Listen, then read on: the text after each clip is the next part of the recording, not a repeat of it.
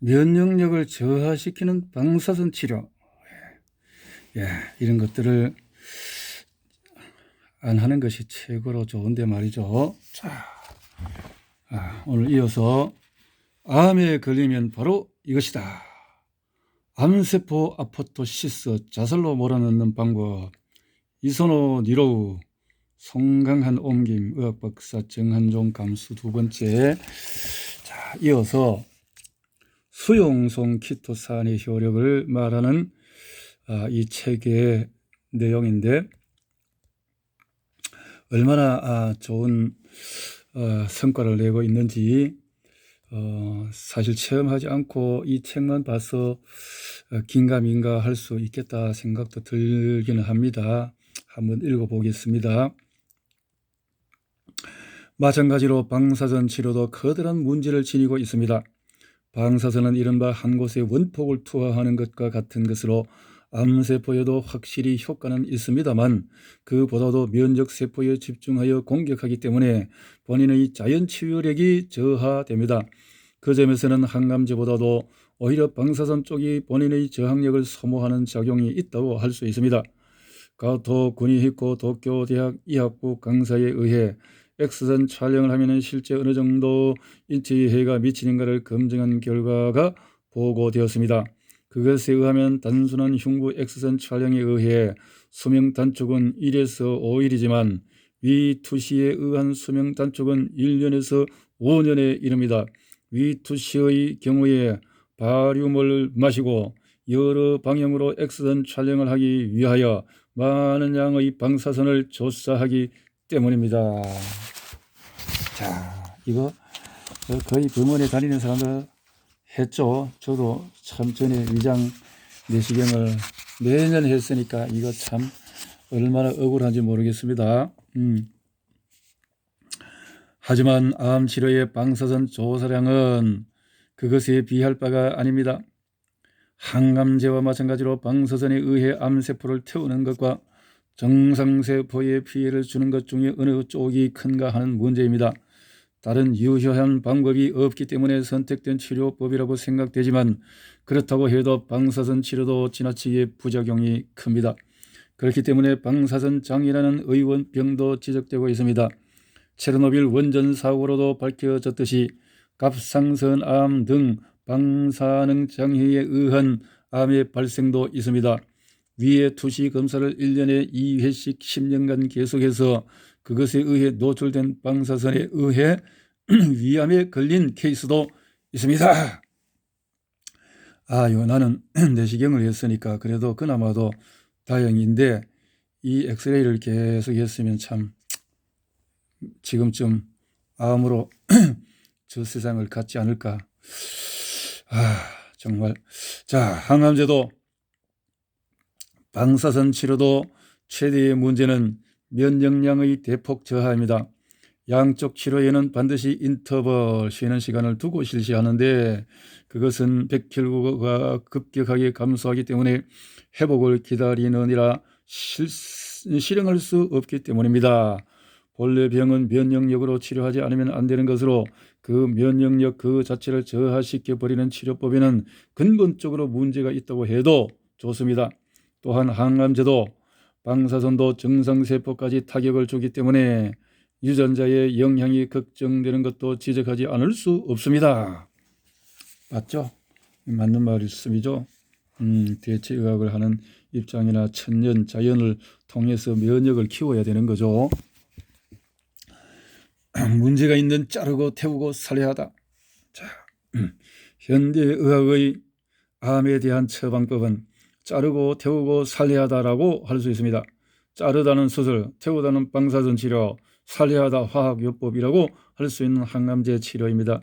이들 치료법으로는 암으로 인한 사망은 줄지 않고 점점 늘고 있기 때문에 무언가 근본적으로 문제가 있다고 할 수 있습니다. 암에 걸린 부분을 제거하는 수술에도 문제가 있습니다.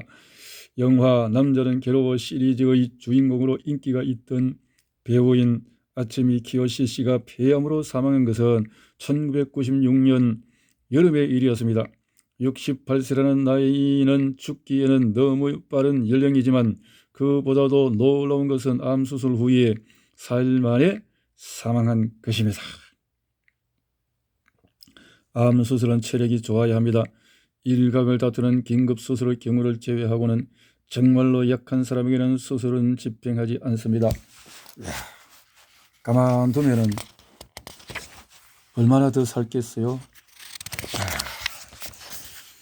수술을 회복할 만큼의 체력이 없다면 그 수술은 무의미한 것이기 때문입니다. 수술 후에 4일 만에 사망했다는 것은 암으로 사망한 것이 아니라 수술에 의해서 사망했다고 할 수 있습니다. 적어도 사망 시기를 앞당긴 것만은 사실입니다. 수술할 만한 체력이 있는 사람이 수술 직후에 죽어버렸다는 것은 이른바 손석이 늦은 상태가 아니라 직접적인 사인은 수술 그 자체라고 볼 수 있습니다. 하지만 그것이 수술 미스라고는 할 수 없습니다. 집도 의도 최선을 다했을 것이고 수술 자체는 놀랄 만큼 완벽하게 이루어졌을 것입니다. TV의 인기 사회자였던 이즈미 마사타카 씨의 경우도 그렇습니다. 의학의 실체를 모르는 사람들에게 있어서는 수술이라고 하면 그것이 생명을 연장해주는 최후의 수단으로 절대시되고 있습니다. 하지만 반드시 그런 경우만 있는 것이 아니라는 사실을 알아둘 필요가 있습니다. 수술도 면역력을 크게 저하시킵니다. 수술 후에 폐렴 등의 합병증이 발생하는 것은 체력의 소모보다도 면역력이 저하되기 때문입니다. 그 중에서도 생활습관병인 질환의 경우는 수술하지 않는 것이 결과적으로 좋았던 것이 아닌가라고 생각되는 경우가 많이 있습니다. 이즈미 씨의 경우도 확실히 필요 이상의 수술이 행해졌습니다. 아츠미 씨의 폐암에 있어서도 만약에 적절한 치료법으로 이루어졌다면 아직 스크린에서 연기하는 웃는 얼굴을 볼 수 있었을지도 모른다는 생각에 유감스럽습니다. 자, 깨어있는 분들이, 이 책을 쓰신 분이 그나마도 이 내용을 봤을 때 깨어있다라는 의미에서 키토 사안을 설명하는 부분이 신뢰가 가기 시작합니다. 자, 더 살펴봅시다. 서양의학의 2대 조류, 카렐과 코후. 의학은 두 가지로 생각해 볼 수 있습니다. 환자를 치료하기 위해 병 그 자체를 제거해 버리는 것과 병이 머무르는 인간의 자연 치유력을 높이는 것입니다. 이 두 가지의 생각이 근대 의학의 2대 조류를 형성하고 있습니다. 조류의 원점에는 두 사람의 거장이 있습니다. 한 명은 독일의 라인리히 헤르만 로베르트 코후, 결핵균, 콜레라 병원균을 발견하여 투베르쿨린을 발명한 세균학의 조상으로 불리는 의학자이자 미생물학자입니다. 코후의 세균학이 세계적 공적을 남긴 것으로 병의 원인을 단절시키는 의학 쪽이 주류가 되었습니다. 이것이 현대의학의 입장에서 주류가 되어졌다. 이미 정상에 서 있는 사람은 프랑스의 생물학자이자 의학자인 알렉시스 카렐입니다. 그의 저서에 인간 그 미지의 그 속에서 의학이란 어떤 방법으로든 자연적 면역력을 획득해 간다는 명언을 남겼습니다. 카렐은 뛰어난 외과의로 카렐 봉합이라고 불리는 동맥봉합술을 완성하여 닭의 심장이 수년간에 걸쳐 배양액 속에서 계속 살아있게 하는 실적을 쌓은 것으로도 알려져 있습니다. 한 10년 전처럼 대륙과 콜레라 같은 세균의 맹위를 떨친 시기는 코후류의 생각 방식이 확실히 효과가 있었습니다. 그 공적에 의해서 어느 정도의 인명이 구해져 병의 해소에 도움이 되었는지 헤아릴 수 없을 정도입니다. 공중위생 지식의 보급과 검사 기술, 외과 수술의 진도가 인류를 구해왔습니다. 그런데 현대 같은 생활습관병이 사인의 대부분을 점하는 시대에는 그것만으로는 불충분하여 그것만을 편중하는 것은 편파적입니다. 현대 같은 환경하에서는 오히려 카렐류의 면역력 강화보다 중요한 의학적 테마로 해야 합니다.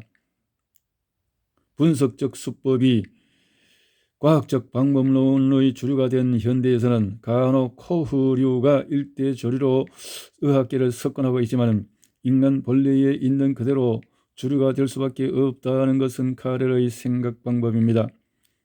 중국의 노자는 만병은 하나로 통한다고 갈파하였고, 독일의 괴테는 인간은 자연으로부터 멀어지면 멀어질수록 병에 걸린다고 하였습니다. 사람의 세포와 조직에 파고들었던 암은 자르고 태우고 살려야 하는 것보다도 인간이 본래 가지고 있는 면역 기능을 높여 자연 치유력을 충분하게 활약하도록 시키는 방법으로 치료하는 것이 본래 취지여야만 하는 치료법입니다. 자, 이제 본론적인 키토산이 암의 효과를 발휘하는 이유는 뭘까요? 자, 살펴봅시다. 긴가민가한 것인데, 일반적으로는 키토산의 어떤 음이온과 또 양이온의 플러스 마이너스 이런 것에 대해서는 기본적으로 알고 있지만 좀 책을 통해서 자세히 공부를 해보겠습니다. 자, 저분자 수용성 키토산, 자, 이런 마인드 에이스인가 이렇게 이름이 있는가 본데, 말기암 치료에 발군의 효과를 발휘하는 것은 이미 많은 분들이 인정하고 있지만은 그 학문적인 추구는 이번 고베 약학대학의 실험 등을 통해서 더욱 명료해졌습니다. 하지만 현재까지 해명된 내용으로 보면은 그 이유 중에 하나는 자연 치유력의 강화와 정상세포의 활성화입니다. 당연히 우리가 영양학은 이런 부분에 초점을 맞추고 있죠. 자, 병을 치료하고 건강을 유지하기 위해서 가장 중요한 기능을 하는 것은 자연 치유력입니다. 암도 그 예외는 아닙니다. 이 자연 치유력 제1 담당자는 몸의 면역 담당 세포인 백혈구로 그 중에서도 중대한 역할을 맡고 있는 것이 대식세포입니다. 수용성 키토산은 물에 녹는 특성에 의해서 백혈구 속으로 녹아들어 혈액 중의 유해물을 흡착하여 혈액을 정화하여 자연 치유력이 기능하기 쉬운 환경을 조성합니다. 어떻든 세포 속으로 흡수력을 높일 수 있다면 그것은 그 키토산의 역할을 한다라는 거죠. 또한 대식세포에 작용하여 활성화하는 작용도 있습니다. 키토산에는 몸의 면역 기능을 높여 암세포의 증식을 방지하는 기능이 있습니다. 또한 면역세포를 증가시키는 기능도 있습니다. 또한 수용성 키토산은 세포를 정상화하는 기능이 뛰어나기 때문에 이 기능을 충분히 살리는 것이 암 치료에 연결되는 것입니다. 두 번째 이유는 키토산의 중요한 특징 중에 하나인 플러스 이온의 위력입니다. 플러스 이온. 암세포 주위에는 마이너스 이온으로 대전된 설포기라는 것이 있습니다. 이 암세포를 싸고 있는 설포기에 플러스 이온인 키토산이 흡착하여 암세포 그 자체를 체외로 배출시키는 기능을 합니다. 여기는 좀 의문이 있습니다.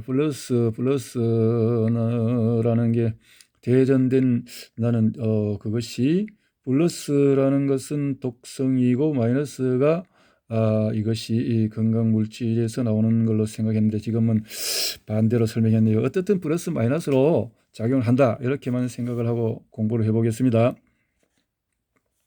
암세포는 이 플러스 이온에 의해서 양파 껍질이 벗겨지듯이 점차 체외로 배출되어 소멸합니다. 또 하나의 이유가 키토산의 암 전이 방지 효과입니다. 암 전이 방지. 암은 암세포의 증대에 의해서 발병하여 점점 승자로 증식하여 갑니다. 무서운 것은 암세포의 전이입니다. 이 전이 과정을 방지하는 것에도 수용성 키토산은 위력을 발휘합니다. 암세포의 전이를 방지하기 위해서는 먼저 세포와 세포 사이에 있는 접착 분자로 접착하여 암세포의 생존 환경을 변화시키는 것이 필요합니다.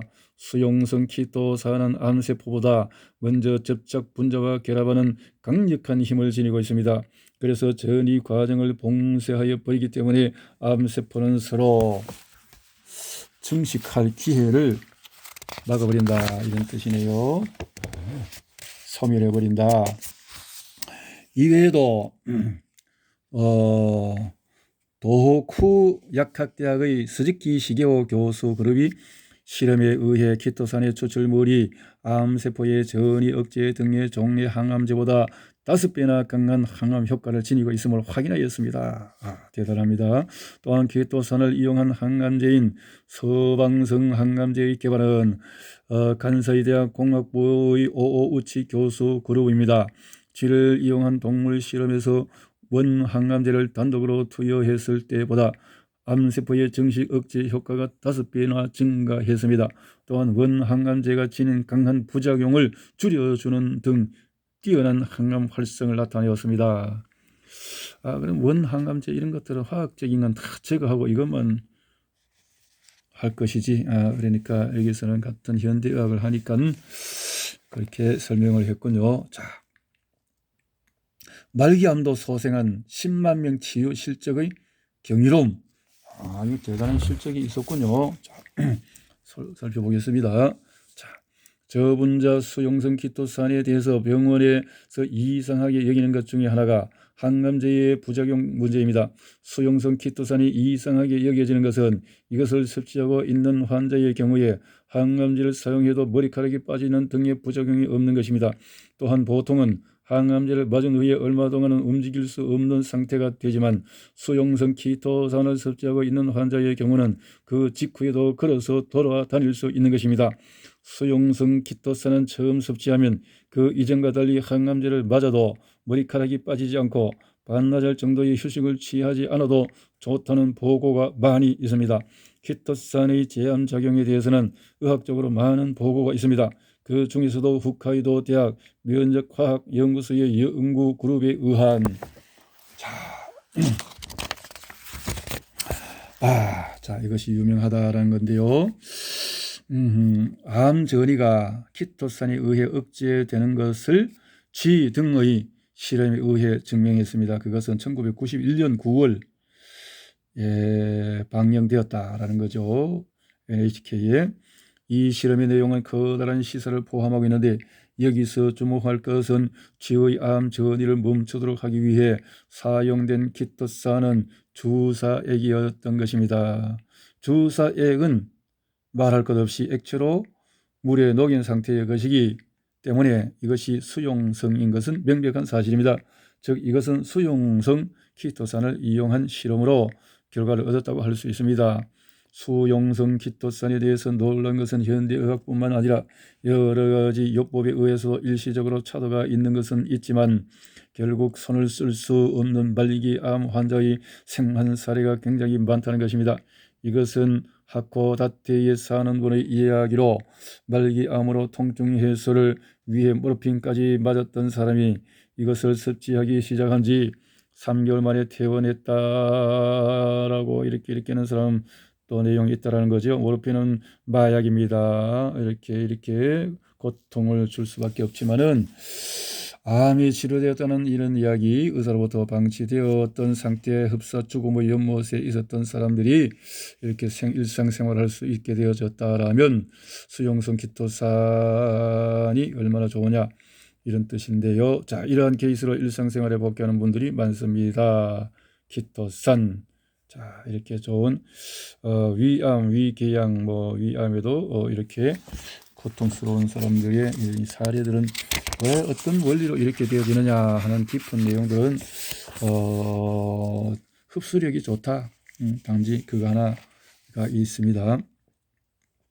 하지만 이 단계에서는 아직 암에 완전히 고쳐지지 않은 상태의 암이라는 게 그렇게 쉽게 치료되고 하는 것은 아니죠. 일단은 좋아졌다고 하더라도 자, 확대수술, 항암제, 방사선 치료라는 위험한 치료법이 통용되고 있는 것도 암에 대한 결정적인 치료법이 의학계에서 확립되어 있지 않기 때문입니다. 하지만 이 키토산은 이미 많은 사람들의 애용자가 있다.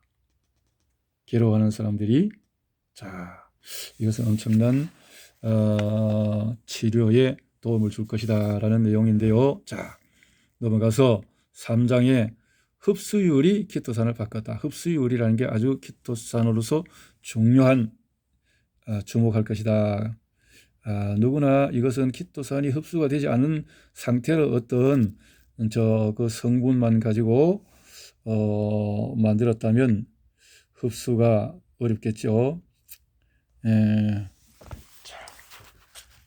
흡수율이 키토산을 바꿨다. 넘어가 봅시다. 주목받는 키토산의 유일한 약점은 뭐냐?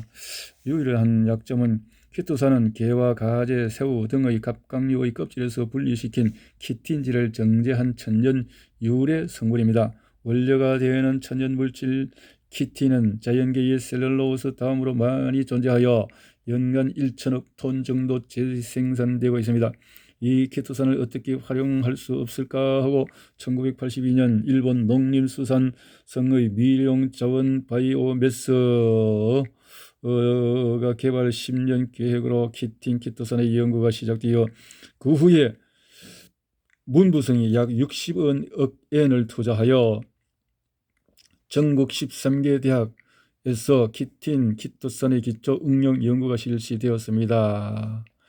그래서 키토산이 혈압과 콜레스테롤의 정상화, 당뇨병, 간장 질환, 비만 등 효과가 있는 것을 알게 되었고, 지혈, 항균, 나아가서 암 치료에도 효과를 내는 것을 알게 되었습니다. 만병통치약이네요. 하지만 키토산을 건강식품으로 활용하는 것에는 한 가지 커다란 과제가 남았습니다. 그것은 체내 흡수율의 문제입니다. 키토산 본래의 성질로 약산성에만 녹는, 즉 물에 녹지 않기 때문에 체내에서 흡수되기 어렵다는 과제가 있습니다. 그러나 이거는 뭐 우리 제품화 되어지고 나온 것은 다 흡수력을 높이지 않으면 제품화 될 수가 없겠죠. 자, 이것이 실제 키토산의 유일한 약점이라고 할 수 있습니다. 그렇기 때문에 원래 지니고 있는 키토산의 파워가 발휘하기 어려웠습니다. 키토산이 지닌 여러 가지 건강 파워에 대해서는 나라의 활성화 정책을 계기로 많은 연구, 키토산이 수용성인 것을 실험을 통해서 이렇게 개선할 수 있는 것이다.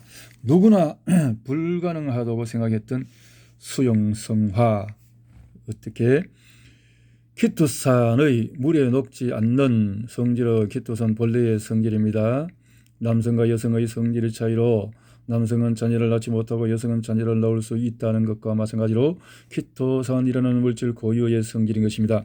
남자가 아이를 낳는다고 하면 누구도 믿지 않듯이 처음에는 수용성 키토산이 가능하다고 들은 키토산 관계자 누구도 믿지 않았습니다. 그만큼 키토산의 수용성화라고 하는 발상은 엉뚱한 것이었습니다. 누군가 그것은 불가능하다고 말했다기보다 물에 녹인 키토산을 만들려고 하는 생각을 하지 않았다는 편이 좋을 것입니다. 어느 키토산 연구자는 처음에는 믿을 수 없었지만 그것이 정말로 실현되었을 것을 알았을 때는 몸이 떨릴 정도로 기뻤다고 합니다. 자, 불가능을 가능하게. 지금 백신의 여러 가지 독성 성분 때문에 고민들을 많이 하는데, 불가능하다는 지금 노벨상을 받은 실제 의사분들이, 실력 있는 분들이 그렇게 겁나는 내용을 또 많이 하는데, 어떤 면에서는 가능케 하는 방법이 있지 않을까 생각을 하면서 또 공부를 해봅시다. 안정화에도 생명을 미치는 영향을 생각하면 위험한 약품이 아닌 안전한 바이오 기술에 의해여야만 합니다. 키토산을 약산에 녹이는 것은 누구나 할 수 있는 간단한 것이지만은 깨끗한 물에 녹도록 하고, 또한 키토산 그대로 안정시켜 두기 위해서는 무척이나 고도의 기술을 필요로 합니다. 자, 이 기술력이 있어야 된다는 거죠. 키토산을 수용성으로 하여 그 가능성이 있는 힘을 충분하게 발휘할 수 있는가? 이 기술의 벽에 도전하여 만들어낸 발명품이 이런 제품이다. 현대에 메이크가 된 키토산 식품이 대략 15년에 걸쳐 품질을 안정시킨 것이다. 일본에서 80%의 흡수율을 자랑하는 이런 제품이 있다. 이온화 플러스 이온화하여 인체에 적합하게 흡수. 그리고 요즘 건강식품은 다 흡수력을 높이지 않으면 그 제품화가 되지 않죠. 어떻든 그런 기술력을 가져야만 이 키토산이 제대로 성분을 활용할 수 있다라는 거죠. 많은 노고가 있었다, 개발했다, 이런 뜻인데요. 물에 녹이면 소화 흡수가 좋다, 당연하죠. 그래서 칼슘도 그런 의미로 이온화되지 않으면 흡수가 어렵다, 이렇게 말들 하고 있는 것을 볼 때 이해가 됩니다. 키토산이 암에 효과가 있다는 것은 잘 알려진 사실입니다. 그렇지만 수용성 키토산과 비수용성 키토산에는 그 효과에 어느 정도 차이가 있을까요? 먼저 체내 흡수율을 비교해 보면은 비수용성이 2 내지 3%인 것에 비해서 수용성의 흡수율은 70% 80%라고 할 수 있기 때문에 그 차이는 35, 40배에 이릅니다. 이 차이는 단순히 수용성 한정에 대해 비수용성은 40정을 설치하면 된다는 수량의 문제만은 아닙니다. 예를 들면 인력 비행기와 엔진 비행기인 것입니다. 자, 그런 차이가 있을 것이다. 이것은 선점해야 되기 때문에 조금 과대할 수도 있겠지만 실제 흡수가 안 된다면 그거는 무용지물이 될 수 있겠죠. 수용성이기 때문에 몸 전체에 침투한다. 또한 물에 녹는 성질을 지니고 있다는 것으로 전혀 새로운 일도 할 수 있게 되는 것입니다. 자, 우리 몸에는 염산, 위장에 염산이 있기 때문에 녹이는 성질이 있다는 것도 우리가 이해를 하면서 이것이 그런 기능도 없이 수용성만 강조하는 것은 조금 이해가 되지 않는 부분도 있지만 계속 공부를 해봅시다.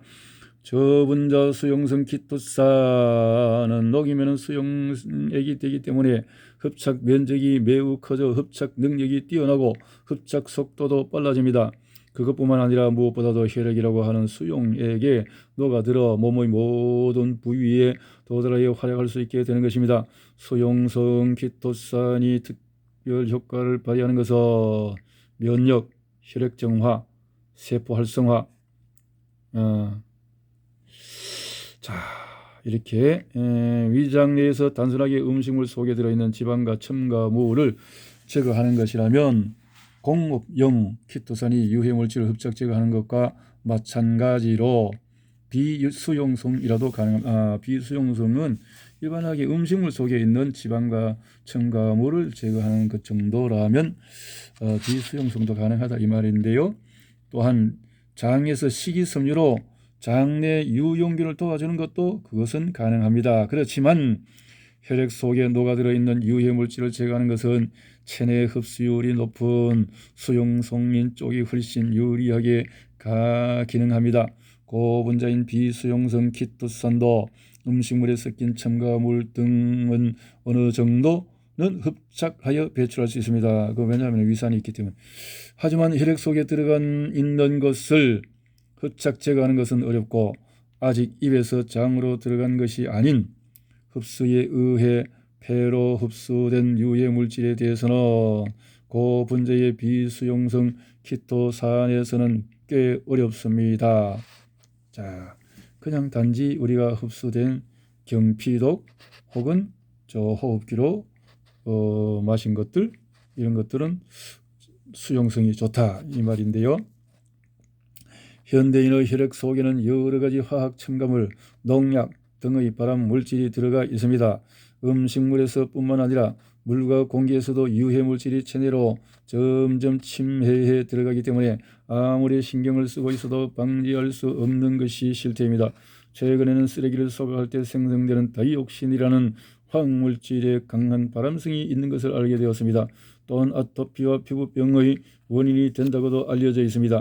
이것은 물과 공기를 통해서 화학적 유해물이 체내로 침입하는 대표입니다. 이른바 자연식과 미네랄 워터 등을 섭취하는 것으로 물과 음식에 어떠한 신경을 쓰고 있어도 호흡하고 있는 공기와 함께 들어온 유해 물질에는 손을 쓸 수가 없습니다. 그래서 이렇게 들어온 것을 어떻든 식이섬유라든가 흡착 배설할 수 있는 기능이 있다면 아주 큰 도움이 될 수 있다라는 거고, 자, 그러나 현대병은 이 레벨에서부터 생각해 나가지 않으면 해결할 수 없습니다. 암의 증가와 하본증, 아토피 등의 알레르기 질환의 증가도 종래의 노화와 세균 등이 요인이 되는 병의 연장선에서 처방하려고 하는 것으로는 문제의 해결에 도움이 되지 않습니다. 지금은 사람들의 건강을 지키기 위해서는 어떻게 영양을 섭취해야 하는지보다 체내에 축적된 유해물질을 어떻게 배출하는지가 중요합니다. 이 때문에 키틴 키토산이 큰 주목을 받고 있습니다. 키틴 키토산은 인체에 대한 친화성이 높고 인체에 있는 유해물질을 흡착 제거하는 강한 힘이 있다는 것을 알게 되었기 때문입니다. 체내의 유해 물질을 흡착하는 점으로 예를 들어 활성탄 등도 생각할 수 있습니다. 활성탄이 냉장고의 제향제와 정수장치 등에 사용되는 것에서 알 수 있듯이 유해 물질을 제거할 수 있는 강한 흡착성을 지니고 있지만 인체에 사용하기에는 문제가 있습니다. 활성탄이 인체에 들어가면 장내의 유해 물질만이 아니라 유효 물질까지 흡착해 버립니다. 선택성이라는 것이 없기 때문입니다. 활성탄은 냄새도 제거하지만 비타민과 단백질도 흡착해 버립니다. 자, 그래서 활성탄 또 이제 숯을 먹어라 하는 자연치유 방법도 있는 것을 볼 때 그렇게 독성을 제거하기 때문에 그렇게 먹지만 미네랄 단백질도 제거해버리면 이것은 그만큼 마이너스가 되겠네요. 키토산은 유해 물질만을 흡착하여 비타민과 미네랄 등의 유효 물질은 그대로 두어 인체에 있어 지극히 좋은 선택성을 지니고 있는 것이 중요한 장점입니다. 이 키토산의 기능을 특히 확실하게 실행할 수 있는 것이 혈액 속에 녹아 들어가는 수용성 키토산입니다. 현대인의 혈액 속에 물, 공기, 음식물로부터 섭취된 중금속과 방사선 물질 등도 녹아 들어가고 더욱이 뼈와 세포에 침착하여 버립니다. 수용성 키토산은 이렇게 오염된 혈액의 정화와 세포에 침착한 유해 물질을 제거하는 데 뛰어난 기능을 발휘합니다. 혈액 속에 녹아 들어가 있는 유해 물질을 제거하는 것은 혈액이라는 수용액에 녹아 들어가는 수용성이 아니면 곤란하다는 것은 쉽게 알 수 있을 것입니다. 혈액을 정화하는 것에 수용성 키토산은 큰 힘을 발휘합니다. 또한 혈액이 정화되는 것에 의해 백혈구와 대식세포 등 혈액 속의 면역세포가 기능하기 쉽도록 되어 면역 기능도 상승하게 됩니다. 자, 이런 도움이 될 수 있다는 거죠. 자, 일단 이렇게 수용성 키토산의 장점을 하고 또 다음에 한 번 더 보도록 하겠습니다. 여기까지.